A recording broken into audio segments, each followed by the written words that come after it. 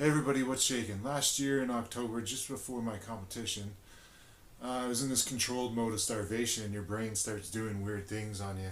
So I was looking for something different, maybe something bad for me that wouldn't cost me any calories, and Diet Coke wasn't doing it and Diet Pops weren't doing it, anything that was a little bit special. So I decided, hey, maybe I should stop and get a pack of smokes.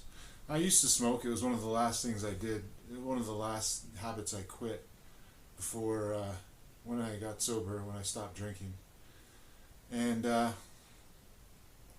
anyways, I decided it was a bad idea because if I started with that one smoke, it would teeter into two smokes, then three smokes, and then so on and so on. Before you know it, I'm a full-blown smoker again.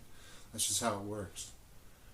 And then I started to think about this girl that I used to date and what advice her mom gave me.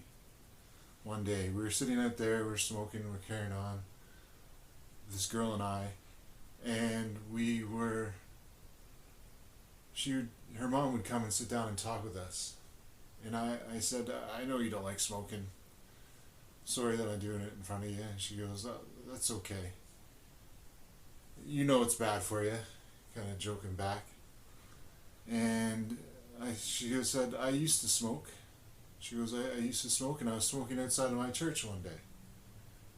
I said, well, that's weird. She goes, yeah, and the pastor came out. And I asked the pastor, I said, does God hate me because I smoke? And he said, no, God doesn't hate you because you smoke, but you've opened a foothold for Satan.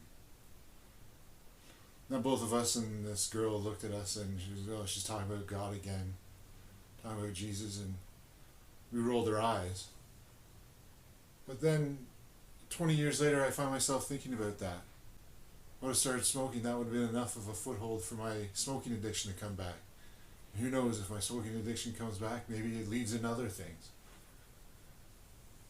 I guess that's what she meant by the foothold for Satan. Doesn't matter if you believe in Jesus, Buddha, or Elron. There's still a lesson you can take away from that. Stop fighting for the things you want. Eventually the things you don't want come back.